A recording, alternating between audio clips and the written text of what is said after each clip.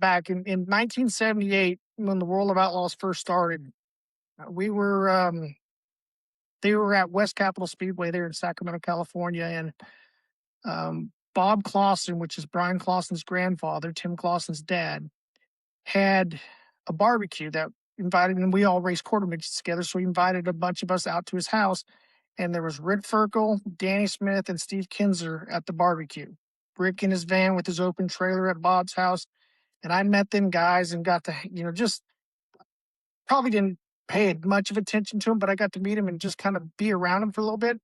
And from that day forward was the day I said, that's what I'm going to do for the rest of my life. Green flag in the air.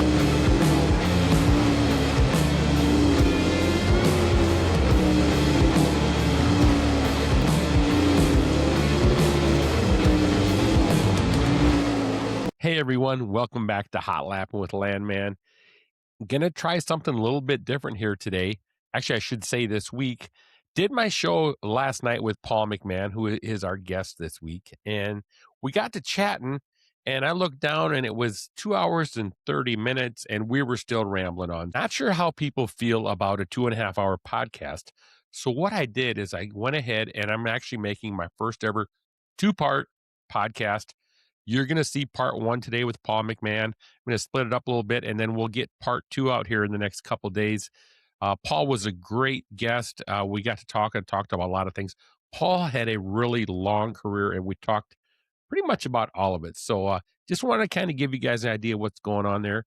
Excited to have Paul on, and look forward to sharing this first part with you guys. So, like I always say, let's not wait around any longer. Let's get started with Paulie McMahan. All right, everybody. So we have another awesome guest too, and for some of our older fans out there, they're going to definitely know this guy. He was a great one back in his time. Paul McMahan, welcome to the show this week, bud. Thanks, Lanny. Thanks for having me on, buddy. Yeah, no problem. So, first of all, what I always like to do is say, hey, what are you up to these days? Obviously, you're not in the race car anymore, but you've kept yourself in the racing industry. Tell us a little bit about where you're at right now and what you're doing with yourself. I work full-time at Quick Car Racing Products, company here in Lebanon, Tennessee. It's about 20 minutes from my house. Pretty cool to be able to still, my whole life been racing. So it was kind of nice to fall into a job that was racing related. Different types of racing, we go to late models, we go to modified races, we go to the Super Nationals, we go to Boone, but I still get to go out and see my sprint car guys and go to Knoxville and Chili Bowl and see all my friends and hang out with them guys. Tell me about you getting away from the racing game. Obviously, it was a huge part of your life, 30 plus years, and to finally have to move off, not move off, but move on in a different direction, but continue going on in your life. How hard is it for you to not be back in a race car? Do you miss that stuff sometimes?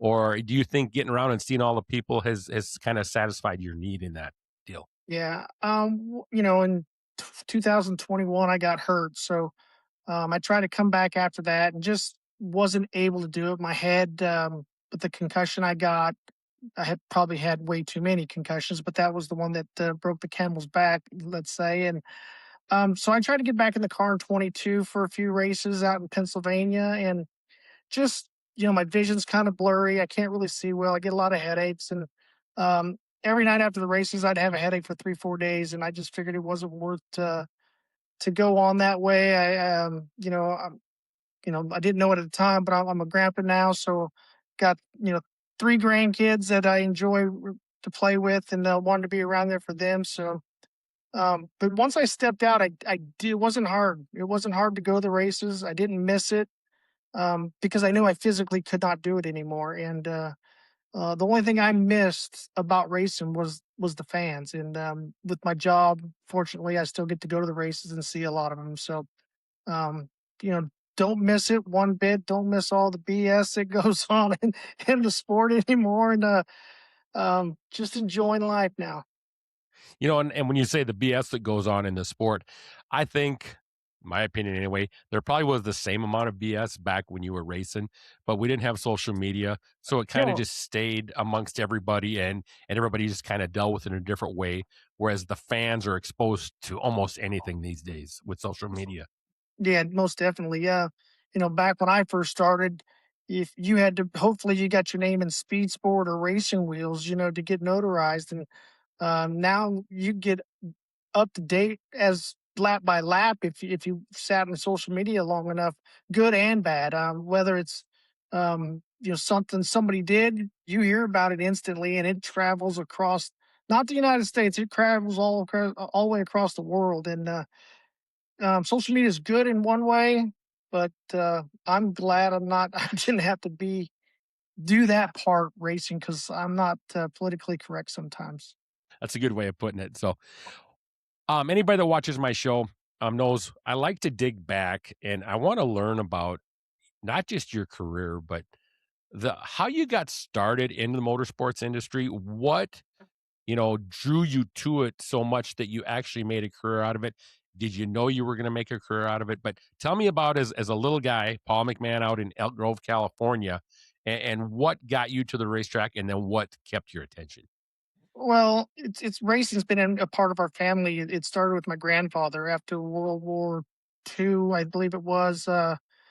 He started racing midgets, and then he started building quarter midgets. And my mom raced, my uncle raced, and so then it went from that. My mom and dad had me and my brother. My brother started racing at the age 5, and I think I got in the race car the first time at age 3. Couldn't race till I was 5, but I was driving one at least around 3 or 4 years old, and um, it was just something we did. I wanted to play baseball, but I'm 5 foot nothing, and they're not looking. That wasn't in the cards for me. But racing was just something that was natural for me. We were pretty successful in quarter midgets, um, and then we kind of went from that. It was just my brother started racing sprint cars. I was still racing quarter midgets. So when I turned 16, my brother got his first ride. I jumped into the family car for about 3 years and um, went racing. But to go back, I got to go back in 1978 when the World of Outlaws first started. We were they were at West Capitol Speedway there in Sacramento, California, and Bob Clausen, which is Brian Clausen's grandfather, Tim Clausen's dad, had a barbecue that invited, and we all raced quarter midgets together. So he invited a bunch of us out to his house, and there was Rick Ferkel, Danny Smith, and Steve Kinzer at the barbecue. Rick in his van with his open trailer at Bob's house, and I met them guys and got to, just probably didn't pay much of attention to him, but I got to meet him and just kind of be around him for a little bit. And from that day forward was the day I said, that's what I'm going to do for the rest of my life. And every kid has a dream. Mine just was fortunate to become reality. Now, 1978, that's a long ways back, and before there was any big toter homes and stackers, with 3 or 4 cars on board. So it was the good old days, the original year of the World of Outlaws. So talk about getting to meet some royalty as a very young child early, and then later on, actually probably competing against some of those guys. Yeah, it was pretty cool. I mean, we went as a family. We went to West Capitol every Saturday night, pretty much, and went to the sprint car races. My uncle dabbled a little, raced a little bit in the sprint cars and the modifieds back then. So we were at a racetrack every Saturday night, somewhere in the United States, or not the United States, somewhere in California. We were at a racetrack. From the time I can remember, I mean, watching my grandfather race at the Cow Palace in San Francisco to my uncle racing Dixon in Calistoga. And that was just part of our life. And then to meet them guys and watch, Rick Ferkel he had a gray van, I believe it was, with his open trailer. And that's where Rick lived at. It was in this van while he was on the road. He back then you made friends and they let you come stay at their houses. And it was just such a cool thing. And then, you know, what, 9 years later, yeah, 9 years later, I'm here. I was my first race. I'm racing with Danny Smith and Steve Kinzer. I'm a 16-year-old kid, and get to race with them guys was pretty damn cool. Something I was reading also, and maybe you can help me make sure that I'm getting this right. But in the state of California, you had to be approved if you were under the age of 18, or you could only race at a couple certain different tracks up until you turned 18, and you had to be 16 before you could even get in a sprint car. It, Is that right? that was true for me. That's why Jeff Gordon left. Me and Jeff are about the same age, and that's why Jeff left California to go race out in Florida and run with the All Stars. But yeah, you had to be 16 years old to race, and you could only race at Placerville and Chico.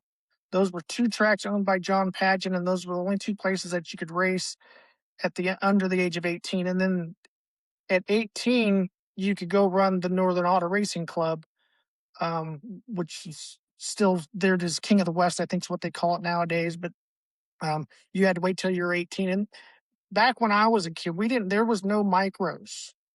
We had our quarter midgets and sprint cars. I mean, I had friends that went and ran modifieds, which is basically a sprint car type car, box tubing on the bottom frame rails, and only had 320 cubic inch carbureted motors.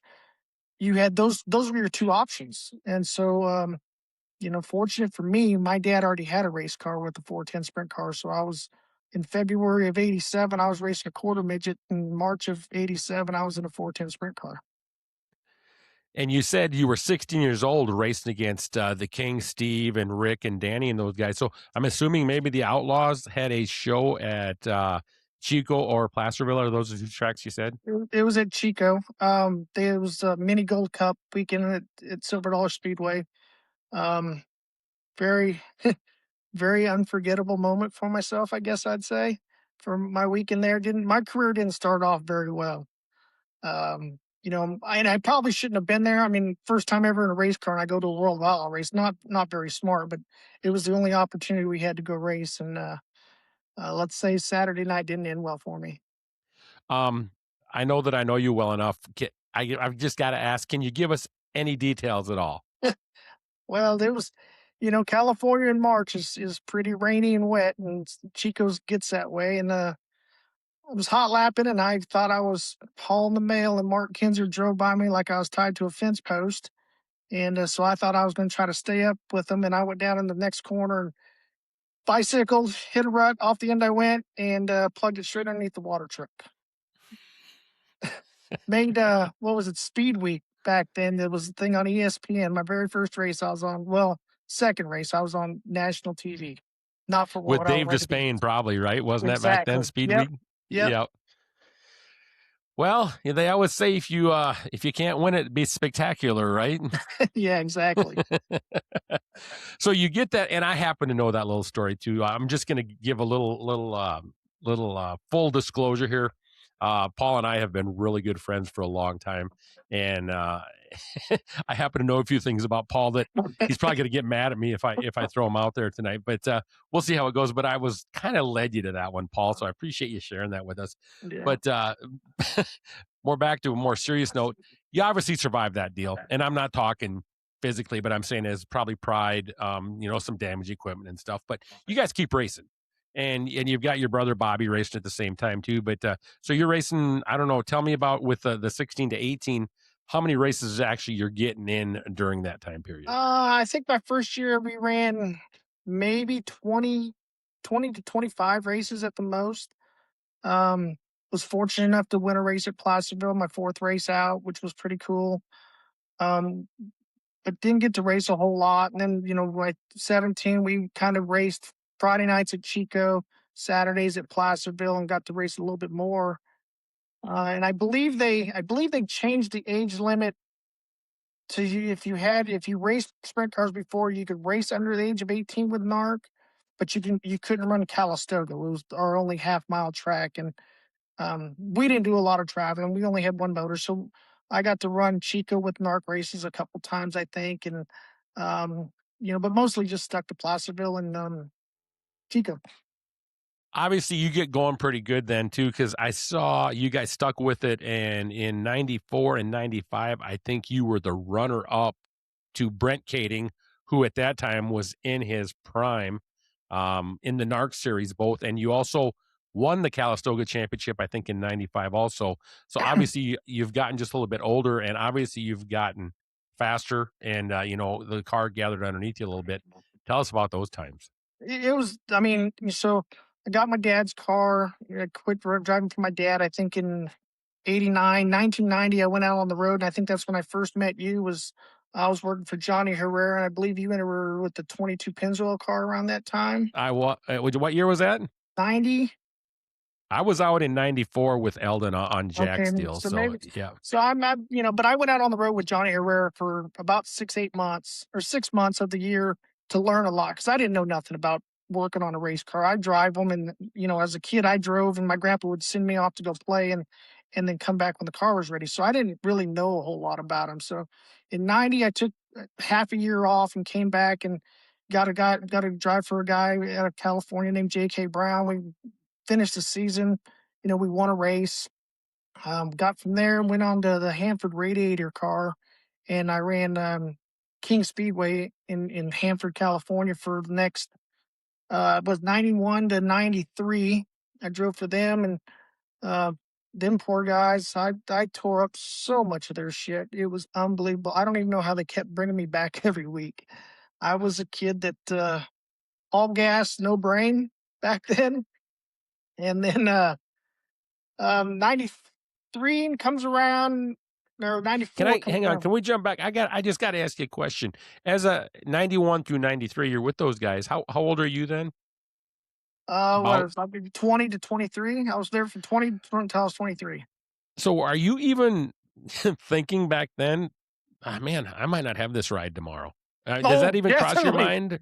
definitely. I mean, Okay, I literally, okay. I mean, Mike and Mike Seavey and his son Steven, them guys, we had Lightning chassis and Stinger chassis. When Lightning went away, the Stinger chassis kind of started that up, and we were the kind of the house car. And I was literally, I mean, they wouldn't. I would probably be one every 3, 4 weeks. I would destroy one, and they would have me another car for next the following Saturday night. But I was still only racing 20, 25 times, maybe 30 at the most then. So I was trying to impress and not thinking. And as I got older, I figured it out. But in 94, 93, I don't know, 90, it was 93 or 94. I ended up getting a ride with, well, take it back. I was driving my boss's, Steve Tatum's car. We built a 360 for Jonathan Allard to run. He was just turning 16, and we're going to build a 360 for him to race. And I helped put it all together there at our shop where we worked. And, so the first night out, they wanted me to drive it. So I went out at a 410 race with the 360 at Chico. Randy Tyner was driving for Clyde Lamar in the Tri-C #3 car. And we qualified, I think, fourth quick and ran like fifth in the feature with the 360, passed the Tri-C car. Didn't think nothing of it. I mean, it is what it is. I get to work on Monday, and Steve looks at me and he says, Clyde Lamar's going to call you this week. I said, Clyde's not calling me. I mean, that's like the ride in California. That's hiring drivers. And lo and behold, about, I don't know, a day or two later, Clyde Lamar calls me, and that just changed the trajectory of my whole career. We went on to win. I don't know. We won a lot of races in 94, 95, and not up to the middle of 96. We never get the championship. We'd always have. I think we lost by 9 or 11 points one year. 94, I didn't start. I didn't start in his car till middle of the season in 94, and still ended up second in points. And then 95, we had a great run and just missed Brent. It came down to the last race and lost by, like I said, 9 or 11 points or something like that. And then in 96, I think we already won 8 races and was up there in the points, first or second battling with Brent. And the beef packer job came available. And that was, I told my wife, we'd just been married maybe 18 months. And I told my wife if I wasn't on the World of Outlaws by the time I was 25, or by the time I'm 25, I was going to quit racing. And fortunate for me, I was 25 years old when I got my beef packers ride to go outlaw racing. Now you said that was mid-season. You're in the midst of a Yeah. narc points chase, and Dennis and the gang calls you up. And I gotta assume that by then was a full-time World of Outlaw ride. Yeah, it was. It was Joey Saldana was actually driving it before that, and Joey left to go to the Mopar 75. So Dennis came home, and we were at Bakersfield Speedway, and my wife come running down to my trailer as we're during the day and says that the beef packers are looking for a driver. That I need to go talk to them, and so we got in contact with them and um, kind of called in sick for one day at work and drove down to Fresno, met with everybody, and by the end of the day we were headed back out on the road. After the Outlaws left California. I want to talk a little bit because your wife is a remarkable person in so many different ways. And what you're telling me is Jan pretty much landed you your first World of Outlaw ride to She's an extent.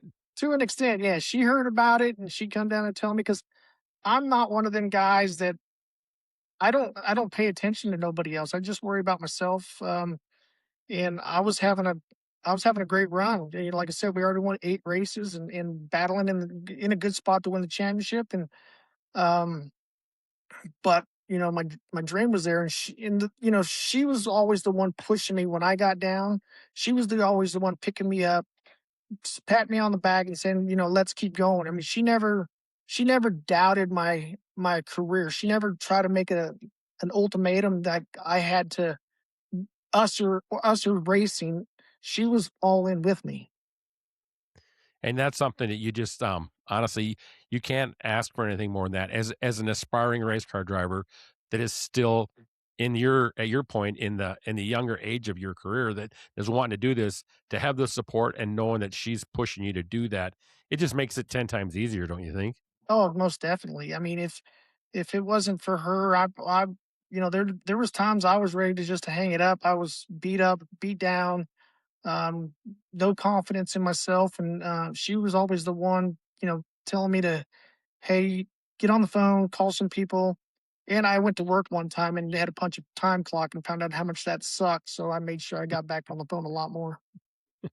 I want to ask you, you said you took over for Joey Saldana was in the Beef Mhm. Packers at the time, and you ended up in that ride. At that time, right then and there, when the driver swap went on, how well did you know Joey Saldana? Didn't know Joey hardly at all. Actually, didn't even. I mean, I met Joey in I think it was 95 or 96. He was driving my Art Wentz, and at Knoxville, we ran a heat race together, and we're throwing sliders back and forth during a heat race. And John Sullivan from JB Enterprise, we all call him John Boy. He wanted me to introduce me, and he went down and introduced me to Joey. And Joey had about 2 seconds for me and walked off. And there's more to that story. We're going to get to that later on in the show. But I just wanted to, since I was not aware that you actually took over for Joey in the Beef Packers ride. So that's good Oh, it stuff. gets And we'll get, better. It gets better. oh, yeah. Well, is there anything you want to share now? Well, I mean, so no, I'm just as my career goes, you'll notice the Yeah. Joey Saldana pattern. Yeah. Oh, I never even thought of that. But I know the Mopar car, Marn, the 75 kind of came to mind if you were going down that route at Yes, all. But yes, we are. yeah. So anyway, you get out on the road. And you've raced only in California, if I'm correct on that. So now you're about to get an education, Very much so. maybe a rude awakening or a cool awakening. I don't know what you want to call it. You're going to go see tracks you've never been to, and you're going to learn that there's some really good racers across the country. Oh, most definitely. I mean, so I'm racing in California, and then when the Outlaws come to town, we're running top fives. We're running well with them. So I'm like, well, shit, I got this. I mean, I can run with them out here. But what's the big deal? And then I left California and got slapped back to reality real quick. So tell me about your first race with the Beef Packers. Where did you guys go? Was it in California, or did you guys have to head back east? No, we stayed in California through California Speed Week. I think we stayed the month of June, or maybe it was July, and then we ran. Then we headed out to Knoxville. I think we ran to California up till it was time to go to Knoxville, and then we headed out east. So I have to ask, obviously, if you're heading to Knoxville, I'm going to assume you've never been there before. No, I've been Give me there your already. Yeah, I already been okay. in You had Knoxville. okay.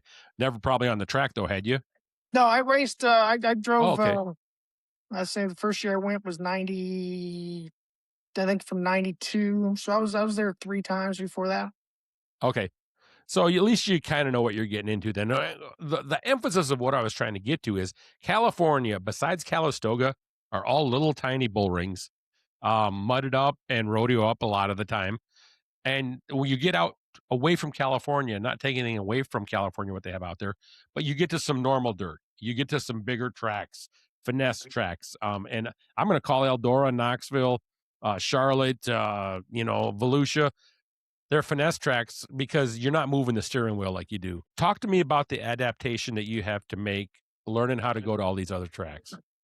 Yeah, it's a big thing. Like I remember, I've been to Eldora to watch when I worked for Johnny Herrera. So I was there to watch and it was so cool. I'm like, you gotta run the fence. You gotta run the fence. So we're rolling into Eldora for the very first time I've ever gonna drive on it, race on it. And I'm like, you gotta put it on the boards. We're there for an all-star race. And I put it on the boards. It was just the ones on the left side. I was on the infield fence. I Oh, couldn't you were get on my the bottom? because Okay. I couldn't. I mean, I qualified. I think I qualified well, but the track was in the middle. And then it got slick in the heat race, and well, they're all Blaney and Joey, and they're pounding the boards, and I'm like, I'm not ready for that yet. I don't think. And ran eight laps of embarrassment. My pride went got very small. Got my ego got bruised a little bit, and we went out for the B main, and we ended up starting on I think out front row somewhere, and I finally put it up on the boards, and it was a lot easier up by the fence than it was down where I was trying to race. So after that, I got really comfortable at Eldora, one of the places I've always loved to go to. But to go to Williams Grove for the first time, that was something crazy. I've never been there, and, but we went there, and I made the shows. I was like, not that it was easy. I was an also ran guy, but just to make the show, but the how you had to drive to places was just so out of character for myself that it took a while to adapt to where, to be, you start out making the show, then you start getting a little bit more competitive and you start getting better, and then you start winning races at them places, which but it's not one of them places that you just go to, and or any of them anytime you leave a California or your comfort zone, it's not easy just to go out and keep your elbows tucked in, your hands still. California back when I raced, it looked like we're swatting beehives because the tracks were so wet and rough and heavy, and we're bouncing around so much. And then you go there and you lock your elbows in. So big learning curve for me for first few years. So how many years, or what was your stint with the Beef Packers at that time? Did you get through that year and get to run another full year with them? Tell me about Yeah, we that. got through 96 at the end of the year, and then in the start of the year of 97, that was going to be my rookie year with the World of Outlaws. Something I really wanted to try to win was the World of Outlaws Rookie of the Year. Made a deal with Dennis. If we stayed in the top 10 in points, that we could stay running on the Outlaws. And we were in Lincoln, Nebraska, and my crew chief, Mark Ellis, come walking out to my motorhome with me and my wife and little Braden inside, and says that Dennis wants to go home because he wants to go run Dirt Cup up at Skagit, Washington. And if I wanted to stay on the road, I needed to find another job. And wasn't really looking to leave. I think we were eighth in points, leading the rookie deal at the time, and um, running consistent, not great, but consistent. And we go to Beaver Dam, Wisconsin, and he's telling me I need to find a job. And Gary Brazier was in the 75 at the time for the Mopar. And I was talking to the couple of crew guys, and they said he was going to leave. So I called Gary, Gary Stanton. Gary Stanton, yep, to Yep. talk to him and try to just figure out, try to get everything lined up. So if something did happen, I had maybe another place to go to. And we're at Beaver Dam, locked into the main event, getting ready. I come walking up to the trailer, getting ready to go out for the feature, and Mark Ellis asked me what are you going to do? And I said, what do you mean? What am I going to do? Get in the car and go run the feature. He goes, no, what are you going to do? You going to go drive for Stanton? I said, well, depends on what you guys are going to do. Well, we're going to go home. I said, well, I guess I'm going to go drive for Stanton then. And they wouldn't let me You run the just put it feature. right out there, right like right before you're getting in the car for the A Yeah. main. And I mean, he the worst one was he's the one that told me I needed to go find a ride. And then when I told him I was going to drive for Gary Stanton, he put it in the box and didn't let me run the main event. Oh, you didn't run the A main that night? No, he put it in the trailer because he said, well, you're not driving for us. Put it in the trailer. So I ran out to my motorhome, got on my cell phone back then, and called Gary. And Gary said, it's yours if you wanted it. So while they were running the feature, I was unbolting my seats and taking all my T-shirt stuff and everything else and putting it in the top deck of the Mopar trailer. And so obviously Gary Brazier's driving it. Does he know that we can talk about this now, I think, because does Gary know his job's in jeopardy? Gary was already leaving. Gary told Gary he Oh, was leaving. Gary didn't tell his dad, Steve, that he was leaving. So Steve's Brazier's on top of the trailer, and I'm putting my stuff in the upper deck of the trailer. And he climbed down. He goes, "What the hell is this guy's stuff in here for?" And they're like, "That's your new driver." That's how he found out. okay. So going back to so you jump in the Stanton Mopar car, which was pretty good stuff out there then at the time too, I believe. No, not at all. It wasn't. Okay. So maybe we're waiting. But anyway, I want to go back to that because you took over for Gary Brazier. And then was Gary going back to Australia, or was he looking for something else to do himself? Gary went on a walkabout, as we called it. He just disappeared for a few weeks, and then he came back and was driving his dad's stuff around the Knoxville Nationals time, Kings Royal Knoxville Nationals time. He just wasn't having no fun and just decided he was gonna go take a break for a little bit. Yep. So talk to me about the Mopar ride, the 75 car. So before Brazier was Joey. Joey left Brazier, and then I followed Joey into the Mopar car. But it was a struggle bus. We didn't have all the right heads. Gary was still developing it. We were running cylinder heads that were off the Craftsman truck cars because we couldn't get nothing. We were waiting for castings and everything else. So Gary was just trying to piece things together. We blow them up. We probably one out of every 5 races, we blow them up. They leaked oil. But Gary was trying. He was trying his best. And then about Knoxville time, he finally got his first motor, like first one that he got to build himself. And that sumbitch ran like a rape date. And we ran through Knoxville. We made the features. I think we were a hard charger around, I don't know, 7th or 9th or something like that from 16th. And that sumbitch ran. And we ran that thing to death and then rebuilt it and ran it to death some more. And then end of 97, I was out of another job. Into 97. Now I'm guessing back then there weren't a lot of drivers leaving rides, but there was a lot more rides available compared to what we have today. Yeah. So I'm trying to think back because 97, we're getting a little bit closer to where I was really, really locked in on the Outlaws, and I kind of knew what was happening. But where do you end up? Is that where you end up with the U2 car? Are we there yet? Or are we still a little away? We're still a year away from that. So okay. In the 97, the funny thing is I never got fired, but I never got told I was coming back.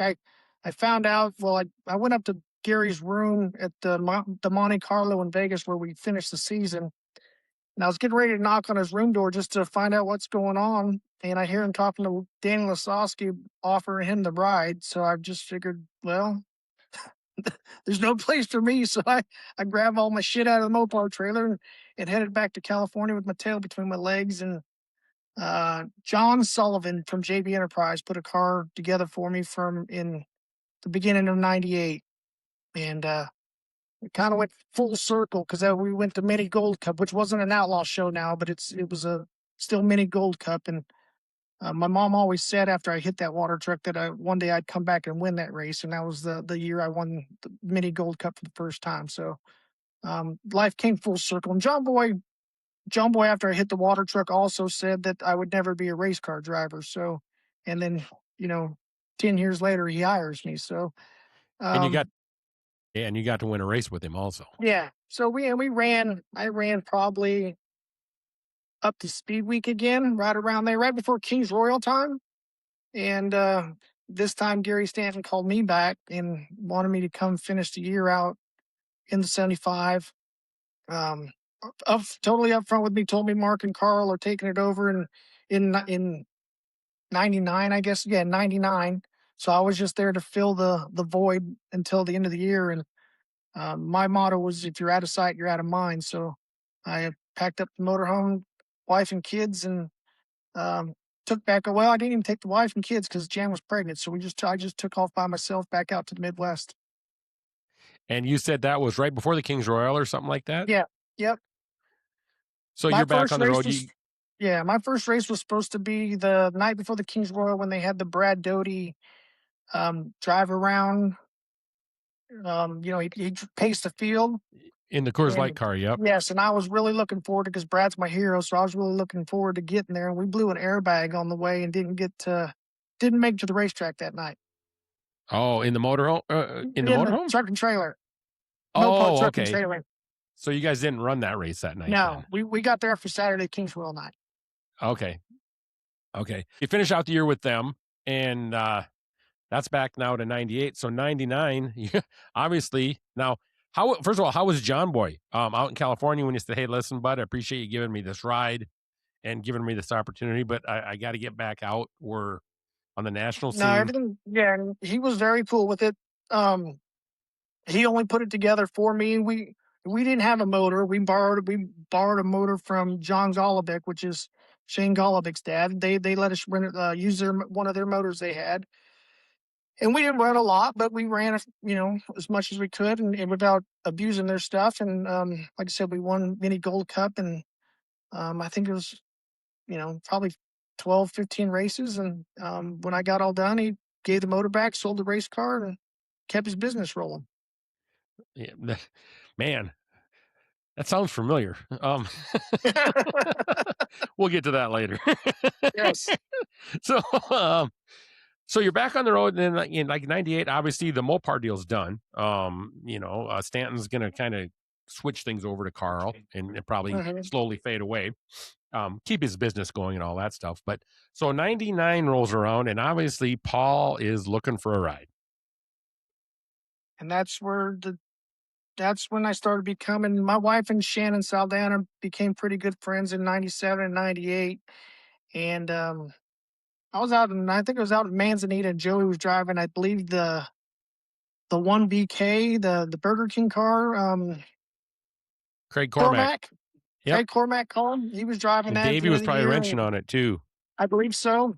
Yeah. And we're at Manzanita, and Joey said I needed to call Mike Cool and Warren Johnson. And he got me their number, and fortunate enough that Warren and Cooley hired me, and got to spend the next 4 years with them. And you guys, I think, tell me if I'm wrong here, but you guys, those 4 years, you ran the All-Stars full time and got to any other race. What's that? So 99, we ran the whole All-Star deal. 2000, we ran the Gum Out. 2001, we ran the World of Outlaws. In 2002, we just ran wherever, because that's when we found out Warren had cancer. Okay. So there you go. Thanks for the correction. I just know that you guys were very involved with the All-Stars there for a while. Yeah. And that first year, 99, might have been when I was finally just getting to know you a little bit too. And so I'm old and my memory fades a little bit too. But you had 4 really good years with Cooley and a lot of fun with that team too, didn't you? Yeah, well, we had a blast. My first All-Star, my first year with the All-Stars in 99, we ran very well. I got hurt at Eldora, broke my shoulder blade, and was out for about 4 to 5 weeks, and then come back, and we won more races together.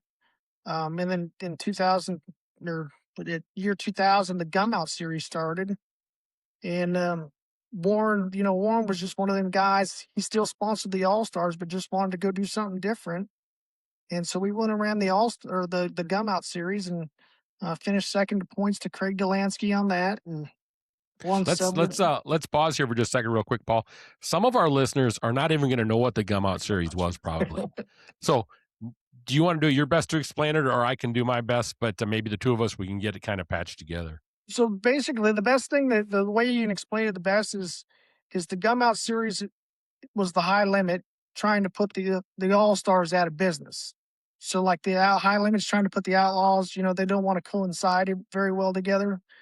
That's kind of what the Gum Out series. Ted Johnson was trying to make a second It was tier a feeder series. system for the Outlaws, wasn't it? Exactly, exactly. And that was when TV was coming in with TNN. We had a lot of live TV, so they needed car count to at some of these places where they didn't get a lot of cars.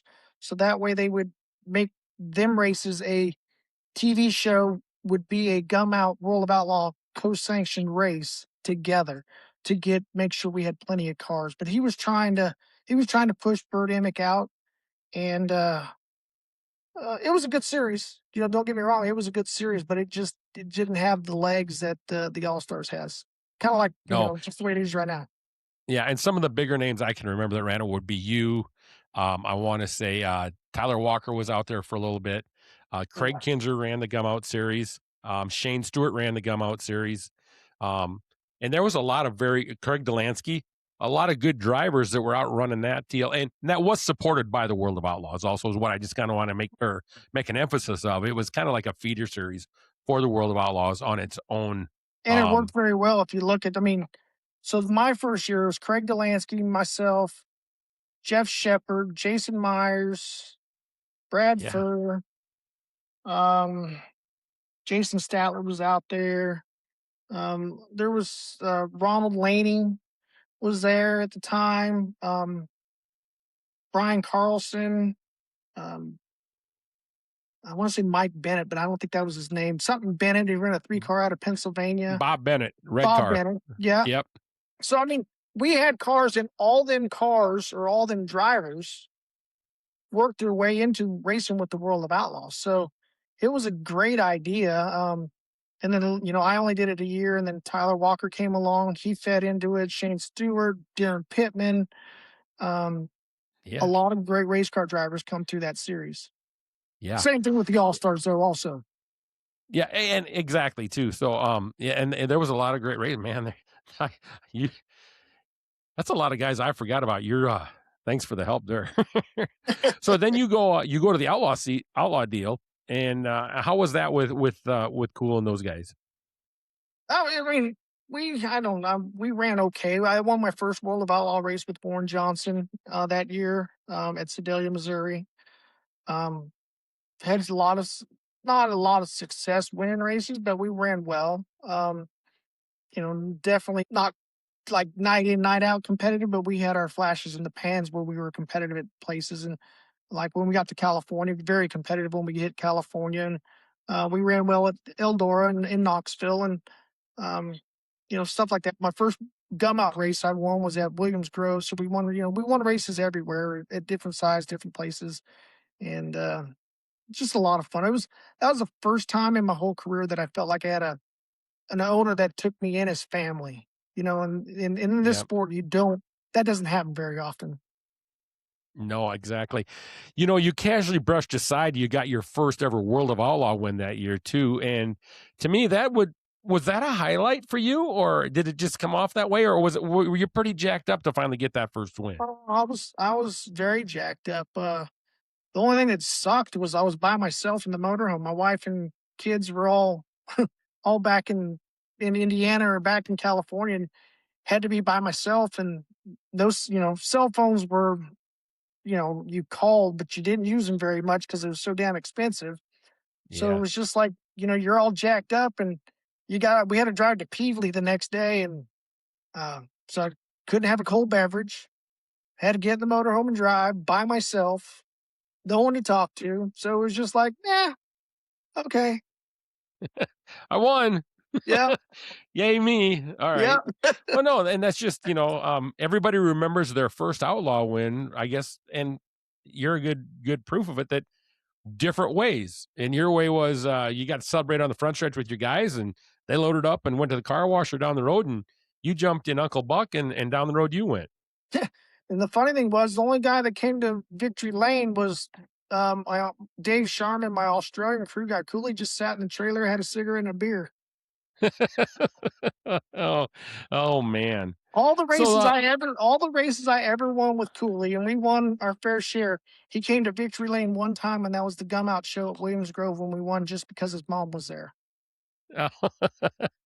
there's some guys like that that just they're not worried about the camera. They just want to go and win races and let it play out however it does. So We know a guy like that, don't we? we do. He's coming up. We got a lot of things to talk about still. So I don't know. This might be a 2-part show, Paul. Oh man, because now we're starting to get to the point where I know some things. Yeah, Getting there almost anyway. Um, you said that was your World of Outlaws, so that must have been 2002 that you got your first Outlaw win. one, In 2001. 2003, what's that? 2001 was my first outlaw win.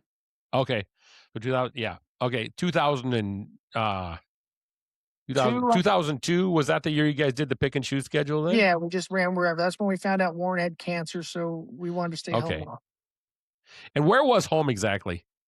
Back then we were living in Bristol, Indiana, just on the You border, Elkhart, Indiana, basically. okay, and that's where Warren was from over that way too. Then Warren was in White Pigeon, Michigan, which was a 7-mile across the border, not very far. yep, yep. So that deal eventually comes to an end, unfortunately, and I'm just gonna have you confirm what I think I know, but why did that deal end? Just because Warren's cancer and just didn't have, couldn't guarantee me how much we were going to be able to go racing and knew I had to support my family. I mean, I lived in one of Warren's houses there. He let me live there rent free. And he said I could stay there as long as I want. It wasn't like I had to go anywhere. But I just didn't feel right, you know, living in his house and driving for somebody else just didn't feel right for me. So that's when me and my wife packed up and moved to Nashville. Okay. So you gotta obviously you're on the you got the resume updated again and you're out looking for a ride again. Tell me about your next move. Well, that was when, I mean, I was so depressed with Warren's sickness. It's the first time I've been around anybody with cancer, so it was tough to watch and tough to see. So when we moved to Nashville, I was almost ready to quit. I went and got a job at KSE Racing Products, making steering boxes, and I probably was there 2 months and not didn't call nobody, wasn't worried about nothing, just like I'm just gonna chill, raise my family, just depressed, just in a state of depression. And um, my wife Jan kicked me in the ass and got me going. And I ended up calling Andy Potter, and Andy Potter was working for Heath and Bob Miller with Miller Rigging Car out of Findlay, Ohio. And so I called Andy.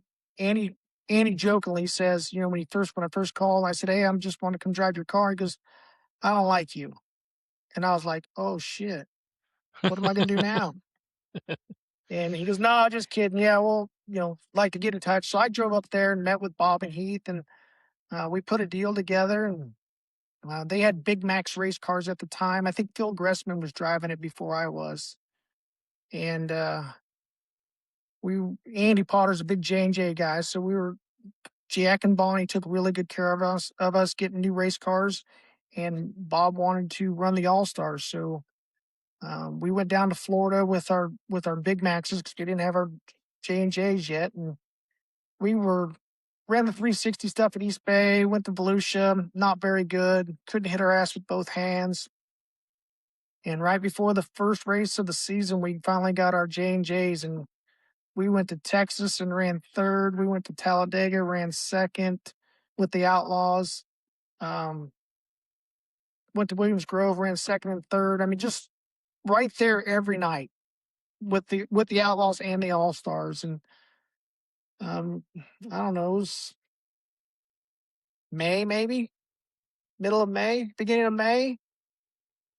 Things are going really well, and I'm sitting in Andy Potter's house, and Sonny Kratzer calls me and offers me the ride for the Selma Show Vibrant number 11H. And to go back on the World of Outlaws, and I didn't even hesitate and took the job and finished the night off at Fremont and thanked Bob and Heath, and they, had nothing but praise for me and wished me gave me their best wishes, and I went on to meet the Selma Shell guys in I think Lincoln, Nebraska. And yep. So at the time, Sonny's out on the road, and first of all, let's talk a little bit about that whole team because Dave Helm was the car owner at the time, and Sonny Kratzer was pretty much like Barry Jackson is for Chad Clemens today, I would say, where Sonny oversaw that team, and Dave pretty much trusted him with the operation. Is that a fair assessment or not, Paul? No, that's the honest truth. Just like I say with Dave and Sonny basically owned it. Dave just paid the bills, kind of like Barry owns CJB, Chad pays the bills. I mean, not theoretically, but it all ran through Sonny just like it runs through Barry. Yeah, but there's a lot of trust there too, and that to me that's a kudos to both Sonny and to Barry that they've been able to maintain that relationship with the car owners, and it's a huge trust factor when you're walking around with somebody else's checkbook. So, but back to the 11H car, you get that opportunity, and remind me who had come out. That was Schaefer in that before you, or were you? No, was that the other way around? Jeff Shepard. Okay. Yep. It went Schaefer, Stevie Smith, Shepard, me. That's how the line went. Yep. So you show up with the Selma Shell car, which was it was a staple car on the Outlaw Tour by then. The Vivron, was it the Vivron 11H at the time? Yes, it was. Yep. So tell me about getting to know Sonny, who's a firecracker in himself, and working with those guys. Well, the funny thing was Sonny quit the road 2 weeks before that. He quit being on the road with them guys, and I believe it was Steve, Scuba Steve, Big Kyle. Yep. And Chris from Pennsylvania. I can't think of his last name right now. Yeah, I can't either. But Chris Strait. Chris Strait. Is that his name? Yep. Yeah, they were the three there, and then Sonny flew out for my first race at I-80, just for me being there. Because it was my first race. He hired me, but yeah, so we went there, and I destroyed the race car the first night. And I'm going to remind you, it was in the dash to boot. And the reason I can tell you that is not like I was tracking you, but I was working for a company called SCN Radio at the time. And that was the first ever live internet broadcast that the World of Outlaws put out there. It was before Johnny was even on the air on the web. And the Scuba Steve that you referred to was my best friend growing up. So I remember the car sitting over against the front stretch and them getting the backup car down. And I'm going, oof, is that right? The dash? Yeah, it was something happened with Brooke Tatnell, and he broke coming out of 4. Yep. Yeah, and I clobbered him or did something. I don't remember the whole thing, but I remember I junked that thing in the dash. Yep. With my one seat I have, now we're bringing the spare car down, and I have to put a seat in and seatbelts in. Besides, get it ready. Okay. Yep. So and then unfortunately, where the rules are written, I think you had to start at the back of the A main too, didn't you? Because it was a backup car. Yep. Yeah. So, and I think that was a 2-day show there, but so after you get through that, Sonny goes back home. I'm gonna stay then, and you're out there with Kyle and Chris and Scuba. Yep. And so that was I ran them first 2 nights at Eagle, and I think we had a race on it was a Tuesday or Wednesday night at Lawrenceburg Speedway on the short track before they changed to this track configuration they had now, and won our 3rd race out. Yeah, it was pretty cool. I think that was actually Scuba Steve's first crew chief World of Outlaw win, if I'm correct. I'm not 100%, but I think it was. I can't argue with you there. As a crew chief, he'd won some other races, but with him out there calling shots too. So you had a pretty good run with those guys too. And you've had some other crew chiefs you worked with, and I want to just talk a little bit about Scuba too, because he was a lot like Sonny. I would say he was a lot like Kenny Woodruff, Hmm. um, a man of few words, actions, and can usually tell a bigger story than words. Oh, most Fair enough. definitely. I known Scuba for probably 4 years before that. He was working for Andy Hillenberg. I never had chewing tobacco, so I'd always go down and pump a chew off him. So we became friends going before before that. So when I got there, um, Scuba was the guy that took care of the maintenance. Sonny was the crew chief. Scuba did everything else on the race car. Big Kyle did tires. And so when I got there, Scuba got thrown into the crew chief job. But we had a chemistry that was like, it doesn't happen very often. Like, we didn't even have to speak and knew what each other was kind of thinking. I knew when he was pissed. He didn't like beat around the bush. You knew when he's pissed off at you.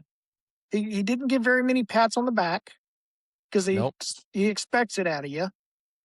And whenever I qualified bad, we had to always go buy a new stopwatch because I'd be up there putting my helmet up there, and this stopwatch would come flying past me into the cabinet, and I'd go, "Well, guess we didn't qualify so good." Yeah, well, that's what I was gonna say is I remember that's how you and me when I first got to know you, and because of scuba was you told me that you had happened to ask him the other night how do we do, and that's when the first stopwatch almost hit you in the right between the eyes going by. So Yeah. stopwatches were few and far between there. Yes, we bought it. We bought them by the dozen. Yeah, I want to go back. I want to stay with this team, but you've you told the story about your first time at Eldora, hitting the inside rails in your heat race, and then getting comfortable there. And qualifying is huge with any sanctioning body you go there to. It, Paul, you became one of the best qualifiers, and I'm not.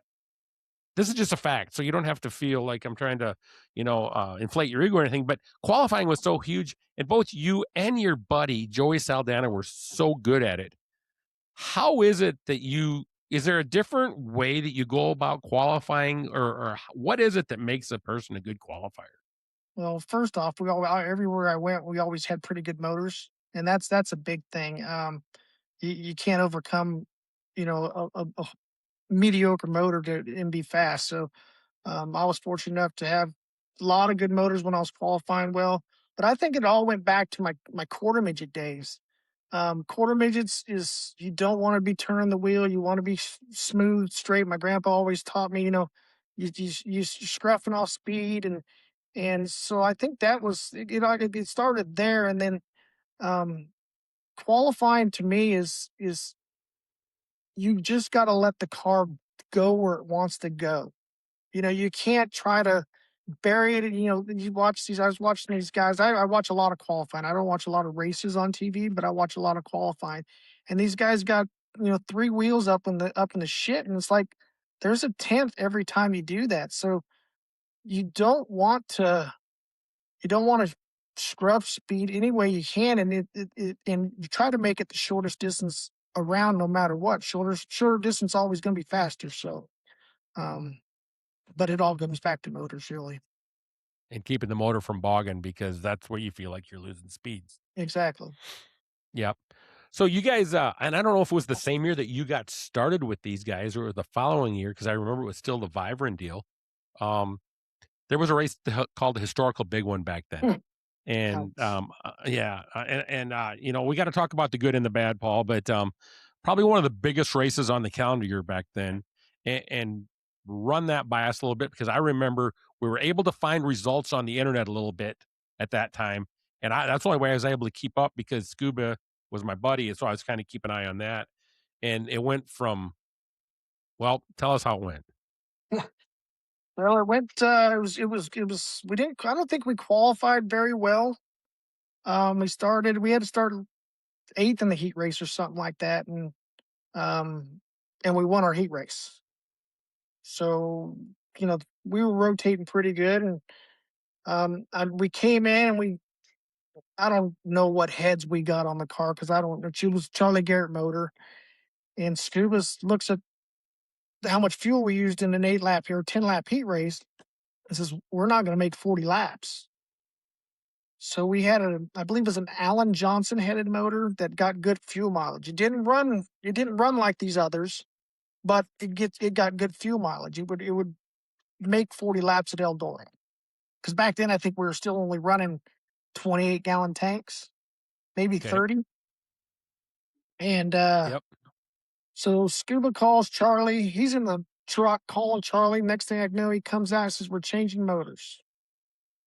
And we're kind of in a hurry. We get this motor changed, and when we started, I think we ended up having to start sixth in the main event. We drove right to the lead and was checked out and stripped a cam spud, a $3 part, stopped the fuel pump and power steering from spinning, and sailed her off in there, and everything shut down. And in the fence I went. I just looked like a dumbass that ran in the fence while leading, but there was a lot more to it when we got back to the shop. Yeah, and I didn't even realize that you had clobbered the fence. That's something I just learned here tonight. I just knew that you had the cam spud had let you guys down, and I remember how sick to the stomach it was for your whole team because Yeah. that's when I was able to find out that night later on what happened, and it's like, wow, that just doesn't happen. But one of Yeah. the one We of the we crown drove. jewel events. Yeah. Go ahead. We drove when I drove back. We got down at Eldora, and our shop was in not Brownsburg, but Gasoline Alley by the Indianapolis Motor Speedway. And Scuba and the guys went back to there, and I stayed and drowned my sorrows. 'Cause I think no, Pittman won that, but I think I just stayed and drowned my sorrows at the racetrack, and got up the next morning and drove down. And that's when I got to the shop, and Scuba had that thing sitting up like a trophy, but not the trophy we wanted. And show me what happened, because I'm sure he got an earful from Charlie about my dumbass driver driving it in the fence until we found that out. And Yeah. but I can guarantee you after that, every time we took a motor back, that part gets changed from now on. When on a Charlie Garrett motor, at least. Moving on, you take the good with the bad. Yep. You keep rolling with the 11H car, and then eventually, I think the Vibrant sponsorship goes away. A little bit, Byron but you went end away up at the end of 2003. okay that same year, and but you stay with Helm and Sonny and Scuba and the gang, and I think it was a bright orange number 11H back then. Yep. And how many steers did you end up driving for Dave Helm? I drove for Dave from '03 till '05, and it was I probably would have been there a lot longer. But it's just some things were weird. Like at the end of 2003, me and Scuba won, I don't know, 5 races, ran very well. And come to the wintertime, they didn't talk to me about it, but Scuba was let go. And I still to this day didn't understand why. To this day, I don't even know why. Um, and after that, we were just kind of there. We won a race here and there, but when me and Scuba were together, we won races and consistently in the top 5. We were, like I said, it was just one of them um, chemistries that we just had that was just phenomenal. And also, I think seems like I'm trying to put it this way, Paul. You guys had a lot of success with them. You were winning races and stuff too. But I'll never forget, man, Knoxville. You had a love-hate relationship with that place too, especially at the Nationals. Yeah. Let's just say this. And the reason I say that is you had a lot of great runs there too. But man, a couple of the most violent crashes I've ever seen, and I want to say, was it 2006 or 2005 Knoxville Nationals? You guys roll in there with that white and red car, and I'm not sure. I think you set quick time on your Yeah. qualifying night with I believe that car. I think it was '04. Okay. Because I think the orange car was in '05. Yep. So 04, you go in there, and I mean, a guy wants to set quick time. But back then, tell me if I'm wrong, you were starting 10th, not 8th. Yeah, we were starting 10th, and They were inverting the guys. whole field in the heat Yeah, races. yeah, and we got a great start. I think we were going 5th or 6th down the back straightaway, and everybody kind of went down. And guy from Australia, Troy Little, half spun as I was on the outside and backed up the hill a little bit, and I just happened to be there trying to rip the top because pretty much he had to get everything done in one lap, and caught a right rear. About sailed her out of the ballpark. Went four wheels flat against the fence. Flipped a few times and came down and I broke my tailbone, my heel. I had some stitches in my elbow. I don't know. I broke it, fractured my back. Was out for a little while. Yeah, it was one of the most violent wrecks, and I'm not trying to. I hope not trying to be negative Nelly here, but man, just unfortunately one of the most violent wrecks I've ever seen at Knoxville. And by then, you're one of my good friends too, so that's probably the reason this sticks out more than anybody. Um, but being the good spirited person that you are, and your family, you have a great family support behind you. I know that I think they went back and built another car because they were going to stay on the road and get. They knew that you were out for an extended period of time, but you continued down the road with the Outlaws, all banged up like that, as a driver, coach, and cheerleader. Pretty much, I don't know if you missed any races of the first couple or not, but talk about Okay. that time watching somebody else drive the car that you're supposed to be in. Now we got done. I think I got out of the hospital Saturday. Crashed on a Thursday. I think I got out Saturday evening.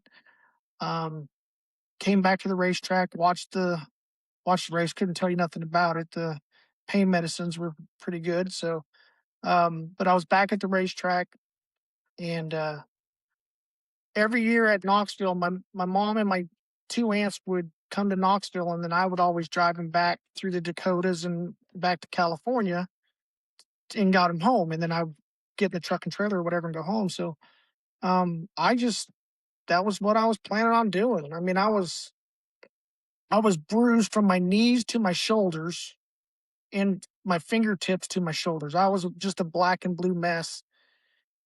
And I went to every race. We hired Danny Wood that ran, I don't know, 4 or 5 races. Ran top three with them at one night in Colorado. Went up Skagit, Elma, did the whole Cottage Grove, California swing, and I try to come back at Gold Cup because that's just home race for me. And Sonny wasn't going to let me, and I was like, I'm ready, I'm ready, I'm ready. So they let me go out and hot lap one night, and I came in and said, I'm not ready yet. So it took a few more weeks off after that, but yeah, it was just something I thought I needed to do. These guys, Sonny promised me that I was not in jeopardy of my job, and Sonny was one of them guys that, to this day I still talk to Sonny. He's like a father to me, and he was one of the guys. He was at the hospital every day with me. Not at the race car, not worried about who's going to drive what. He was making sure I was okay, and he wanted to, he brought up Danny Wood and said, yeah, Danny's a great guy, and so that's what we did, and then we got to Calistoga, and I think Steve Kent drove from then on, and until I was ready to come back. And Steve Kent was one of probably the original driver ever for the Selma Shot car He too, wasn't was he? he was not the original, but yeah, he was probably the second driver ever in the Selma Show car. And he did a long stint with them too. So that Yes. was yeah, no, I forgot about that. So you get healed back up and you get back to racing, and how's that go once you get back in the car?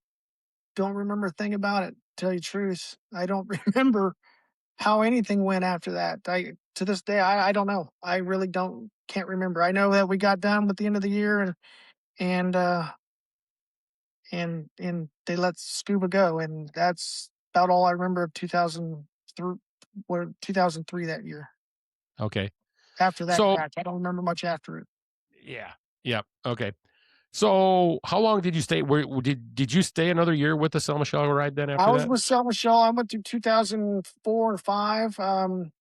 Sonny was still in charge of everything, but they hired, ended up being Sonny's son-in-law, Scotty, and went on the road. And he's a great guy. He just was not a crew chief. He was the one calling Sonny 24/7, trying to figure out what to do. And, just, you can't crew chief at that level on a cell phone back to California. But that was before we even had dirt vision or anything. The guy, you couldn't even Yeah. watch TV. So, it was, Sonny came back at big races. He was at Knoxville. He was at, when we won at Williams Grove. He was at places, still came to a lot of races, just didn't come to every race. So we'd have our runs when Sonny would get there and get us all going in the right direction. we'd start running good, and then he'd leave, and then we'd fall off the trail again. So it was a struggle for a couple years, but Dave never gave up on me. Dave always believed in me. Sonny always believed in me, and um, very fortunate to drive for them people and to be part of their family. How did that relationship finally end up parting ways? Sonny calls me.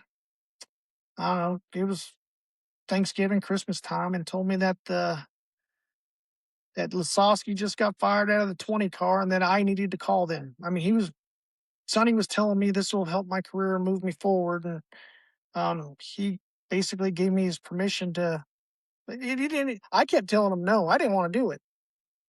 Looking back, I wish I wouldn't have done it, but it's here, near, or there. And yeah, he just kept pounding me. And finally, I called Jimmy Carr, and I was offered the ride to go drive the Bass Pro Shops number 20. All right, are we back up to Oh 2006 six. now? Yep. Yep, yep.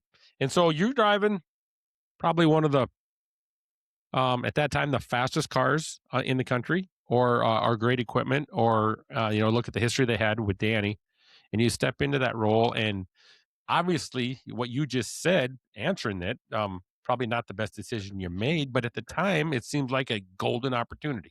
Oh, Tell me, most definitely. Anytime you can go drive for, Tony Stewart and have a sponsor with Bass Pro Shops, and everything looked shiny and fancy and all there. Um, the worst thing that was happening was it was the year of the NST. It was the year of the split with the World of Outlaws and the National Sprint League at the time. And Tony, or I don't know if it was Tony or Jimmy, they decided they were, because when we got all this deal, I think it was Danny was going to go run the NST, and I was still yeah, I was still with Selma Shell, and that's what they were going to go do. And then everything happened, so I was kind of just got pushed over, not pushed over, but got over to the 20 car, and they were going to go NST or NST, NSL, whatever the name of the league yeah. was at the time, to go racing, and we didn't have a big schedule, and I think I think it was just a wrong time for me to be at TSR, because the Yeah. give a fucks on the crew side were very small. Mm. I understand that. So you were there 2 years, I wanna say? Yes, two of my worst years I ever had in my life, I think. Okay. Um, and I know that, that's when I got to know you the No, and best, I'm not knocking TSR or Tony or I'm not knocking them at all. I'm just saying yeah. the time I was there were the worst time, just because it was the wrong time for me to be there. So I get that. So you won a couple races. I know for a fact you won a race up at Cedar Lake with those guys, the second year. Um, the results, were they what you wanted them to be, or was there stuff where there were struggles?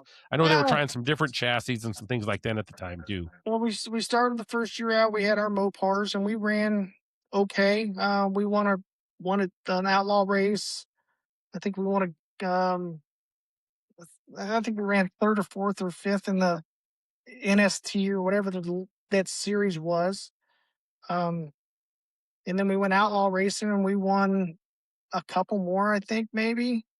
But we started the year out in 2007 with We switched from Mopars to Chevys, and we went to Florida. And before we left East Bay for 3 nights, we were out of motors.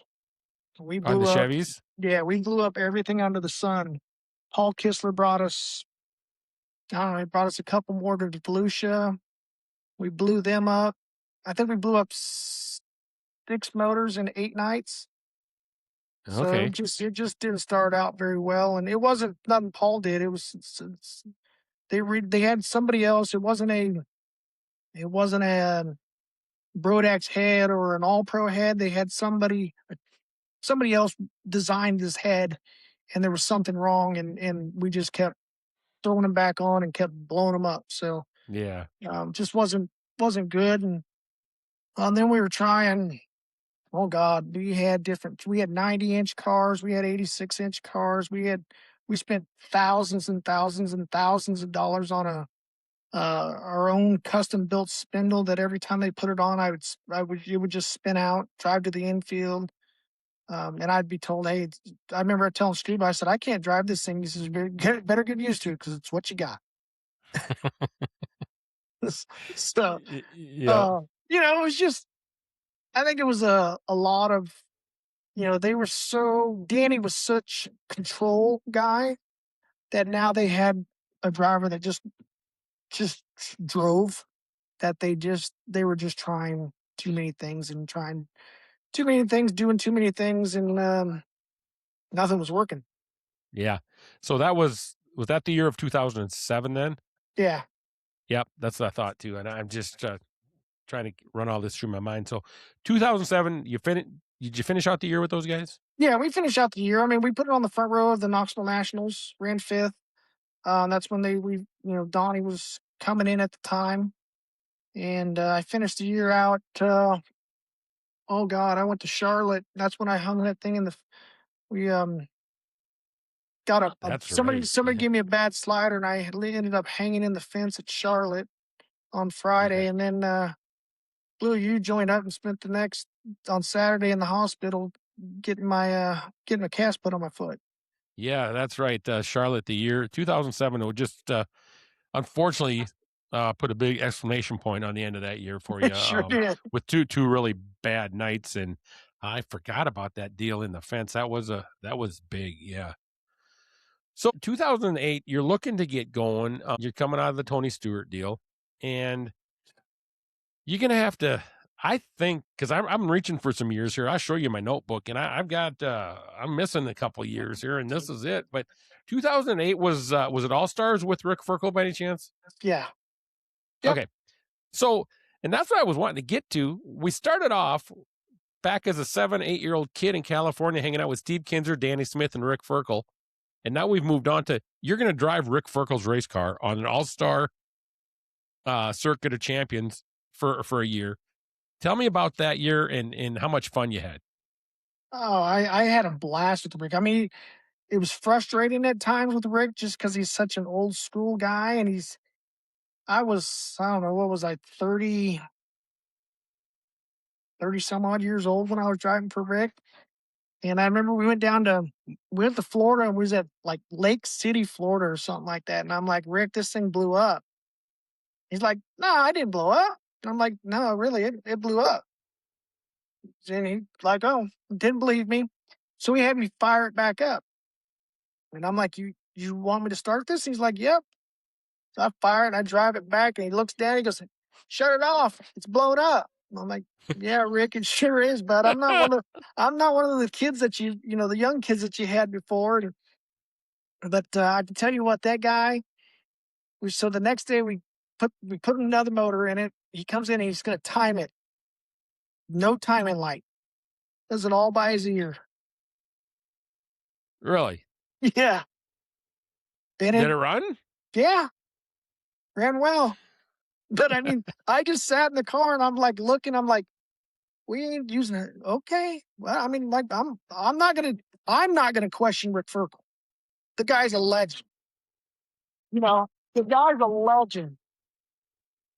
And then I think were you driving some 360 stuff that year too for somebody else? I Cooper? drove through 2008. No, I drove. That's when I drove for Buki. That's the Okay. first year I drove for Buki. And you came down. We went Yeah. we got rained With out Sean. everywhere. Yes. Was that 2008? 2008. That's crazy. I thought that was 2010 that I went down there. No, 2008. You came down. We ended up flying out of Cincinnati to fly home. Yeah, I don't know. Because Book thought it'd be a good idea to go to Lawrenceburg and run non-wing, and I was like, yeah, let's do it. Oh yeah.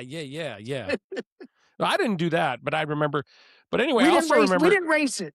It got rained out also. Okay, because I know 2008. Also, you had a one-night stint in the NS 67 car in a 360 race, the Ollie's race. The only time that car hit the track, kind of like a guy or two built a car, borrowed a motor, went and raced, but and that guy would be me and another anonymous person. And we get out there, and I remember I picked you up because I think you flew in or caught a ride with somebody. You had an all-star race the night before that. And we're in the same room.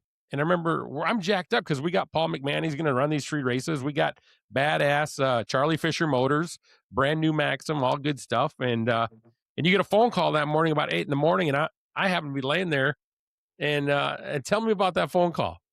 Yeah, I was so looking forward to doing those 3 races with you guys. I mean, it was three races, Sharon, Williams Grove, and Eldora. Yep, Me, you, and Scuba. I'm like, yep. to run around with my 3 best friends was going to be, that's like childhood dreams coming true. We also had a Paul Kistler motor that you were going to get us for the Nationals too. Yes. And that Yep. was the one I used for Ferkel. Paul gave me one to use at Ferkel. So yes, I had that on our way. And who left? I can't remember. Schaefer left the I 6 want to say it car. was Schaefer Yeah, too. I think That's what I Schaefer think. left the 6 car, the Casey's General Store car, and I got a phone call to go drive it. And so yeah, another one of my buddies I let down to Oh go out no, that way. So, oh no, you know what I no, mean? But I mean, yeah, no. we built a badass race car, ran it one time, and got sold. Yep, it did. But that's how things happen for a reason, Paul. So it was all good. It probably saved me a whole lot of money in the long run. Probably saved Because our friendship, everything else. shit, yeah, no, but it was it was all right. But you end up and you get to finish out the year with Lonnie Parsons in the Yep. 6 car. So that's the reason I remember so well about 2008. But did you keep that ride for through 2009 then also? No, my No, job okay. stints were never very long. It was another one of them. Oh God, how do I put it? God rest his soul, Lonnie Parsons. I'm still trying to get the scars out of my back. Oh, okay. So Should we yeah, just so yeah.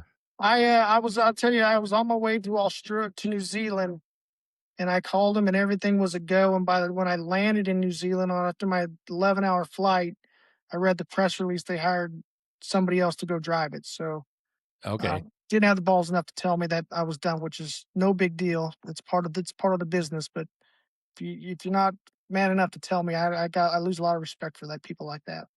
Yeah.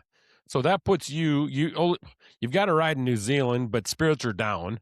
And then you're probably, well, I'm just gonna say you're looking for a ride again. And just so everybody knows, good things are coming for Paul McMahan. So don't think that this is oh, Paulie's looking for a job. Paulie's looking for a job, because really good things are coming for Paul McMahan very soon. Right, Paulie? Yeah. All right, everybody. So that's the first part of our 2-part interview with Paul McMahan. Appreciate everybody for tuning in again this week. Paulie with some great stories and a lot of great content.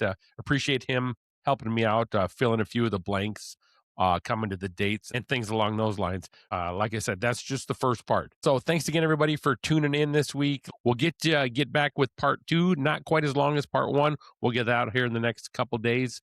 Appreciate you all tuning in. We'll see you all real soon.